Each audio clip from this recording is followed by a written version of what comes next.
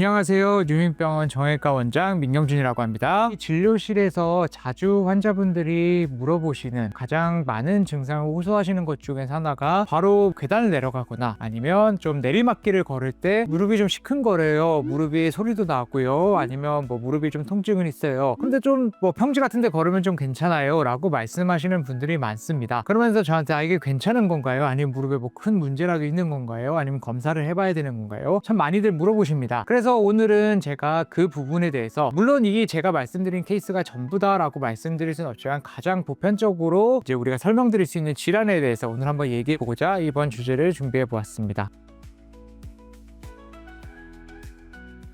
보통은 이제 환자분들이 많이 듣고 오시는 진단명 중에서 슬개골 연골 연화증이란 말씀을 참 많이 듣고 오십니다. 저희가 의학적으로는 슬개대퇴 동통증후군이라고도 많이 쓰는데요. 그 중에서 이제 슬개골 연골 연화증이라는 말은 이제 직관적으로 풀이해 보면 슬개골에 있는 연골이 말랑말랑해졌다. 이것을 슬개골 연골 연화증이라고 부르게 됩니다. 보통 이제 우리가 연골이 말랑말랑해지기 때문에 그 부분이 마찰이 많이 일어나게 되고 그러면서 통증이 일어난다. 보통 이런 원리로 설명을 많이 듣고 오시는데요. 사실 이 부분에 대해서는 제가 조금 확실하게 말씀드릴 수 있는 게 있습니다. 바로 슬개골 연화증은 절대로 저희가 증상만으로, 또한 엑스레이나 MRI 소견만으로는 진단하기 어렵다는 것입니다. 그 이유에 대해서 오늘 한번 제가 말씀드리고자 합니다.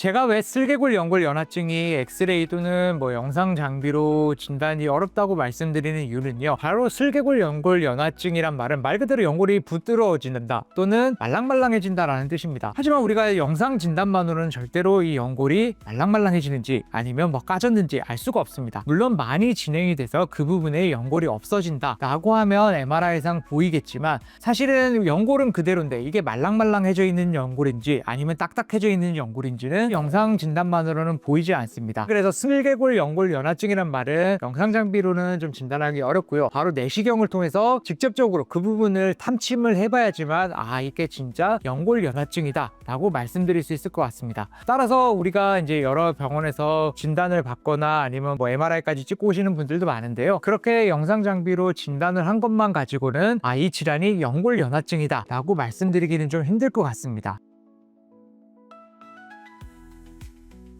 슬개골 연골 연화증이란 말은 제가 아까 전에 슬개대퇴 동통증후군이라고 말씀을 드렸는데요, 여러 가지 이유로 생길 수 있습니다. 가장 흔한 것은 쪼그려 앉았다 일어났다를 많이 반복을 하면서 그쪽 앞부분에 연골이 마찰이 많이 되고 그로 인한 염증 반응으로 생긴다는 것인데요, 또한 다른 원인으로는 슬개골 탈구까지는 되지 않지만 슬개골 아탈구라고 해가지고 슬개골이 정상 범위보다 많이 움직이게 되면서 마찰이 좀 더 심해지는 경우가 있습니다. 이런 경우라면 외상으로 인한 것일 수도 있지만 보통 선천적으로 여러 가지 구조물들의 변성으로 인해서 생길 경우도 있는데요, 바로 그런 여러 가지 이유 때문에 결과적으로 이제 연골이 많이 약해지는 경우 또는 조금씩 금이 가면서 그로 인한 염증 반응으로 슬개골 연골 연화증이 통증이 동반이 된다, 이렇게 설명을 드릴 수 있을 것 같습니다. 사실은 연골이 부드러워야 좋은 게 맞죠. 하지만 이게 연골이 많이 부드러워지게 되면 그 부분에 물이 침투하게 되고 연골이 많이 뿔게 됩니다. 정상 범위보다 볼륨 자체가 늘어나게 되는 것인데요, 이로 인해서 우리가 과하게 마찰이, 평소에는 일어나지 않아도 될 마찰이 더 많이 일어나게 되는 경우가 생깁니다. 또한 연골에 뿔게 되면 그 연골 자체가 약해지기 때문에 연골이 까지거나, 우리가 피셔라고 하는데 연골에 틈이 생기거나 일어나거나 그런 경우가 생기게 됩니다. 따라서 그런 경우 때문에 생기는 통증이 있기 때문에 우리가 연골이 부드러워야지 좋은 건 맞지만 항상 너무 부드럽다고 해서 좋은 건 아닌 것 같습니다. 우리가 슬개골 연골 연화증으로 인한 통증이 있으신 분들은 가장 흔하게 통증을 호소하시는 경우가 계단을 내려갈 때입니다. 사실 계단을 내려갈 때나 아니면 내리막길을 내려갈 때 여기 무릎 앞쪽 부분에 압력이 증가하면서, 이렇게 보시면 우리가 무릎을 구부리게 되면 이 벡터로 인해서 이 슬개골이라는 부분이 딱 슬개 대퇴골 쪽에 붙게 됩니다. 그로 인해서 이쪽 부분에 가해지는 압력이 훨씬 더 증가하게 되는데요, 바로 이런 부분 때문에 우리가 계단을 내려갈 때 또는 내리막길을 걸을 때 통증을 훨씬 더 많이 느끼게 됩니다. 우리가 보통 계단으로 올라갈 때는 무릎 관절에 가해지는 하중 자체가 한 무릎에 우리 체중의 한 3.3배 정도의 체중이 걸리게 됩니다. 하지만 우리가 계단을 내려갈 때 또는 내리막길을 걸어갈 때는 우리 체중의 한 5배 정도, 5배에서 7배 정도까지 훨씬 더 많은 체중의 부하가 걸리게 됩니다. 즉 그 말은 같은 무릎이라도 올라갈 때랑 내려갈 때 훨씬 더 무릎 자체에 가해지는 하중은 더 많다는 뜻인데요, 그로 인해서 당연하게 어느 부분이든 사실 우리가 계단을 내려갈 때 또는 내리막길을 걸어 내려갈 때 훨씬 더 많은 힘이 걸리게 되어 있습니다. 그렇기 때문에 무릎의 부담도 증가하게 되고 그 부분의 압력도 증가하기 때문에 통증도 더 많은 것입니다.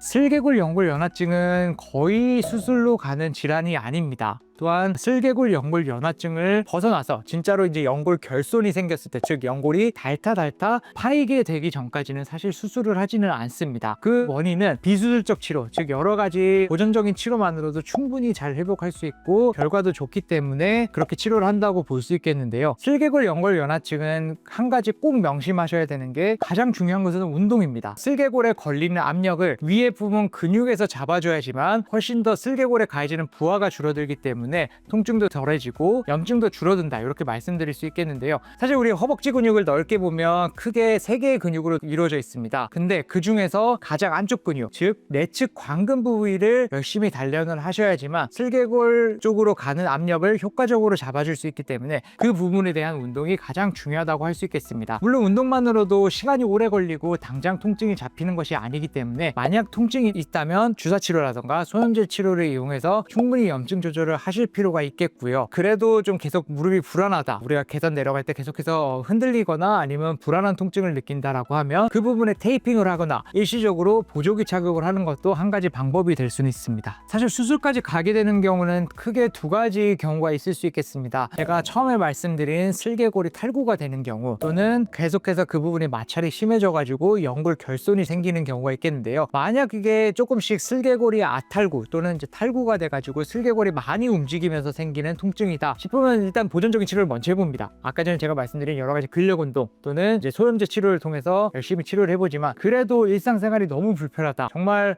내가 계단 내려가는 게 힘들어서 안 되겠다라고 하는 분들은 수술적인 치료, 즉 내시경으로 슬개골의 압력을 줄여주는 방법을 고민해 볼 수가 있겠습니다. 또한 연골 결손이 생긴 경우가 있을 수 있겠습니다. 한 부분에 마찰이 너무 심하게 많이 돼서 연골이 속칭 말하는 까진다, 이렇게 표현할 수 있겠는데요. 그래서 연골이 이렇게 까질 정도로 많은 압력을 받는 부위 같은 경우에는, 또한 나이가 젊다 싶으면 적극적으로 요즘은 연골 재생술을 통해서, 줄기세포죠, 그런 치료들을 통해서 그 부위의 연골을 최대한 빨리 복구를 시켜서 통증을 줄어들게 만드는 그런 치료가 필요할 수 있겠습니다.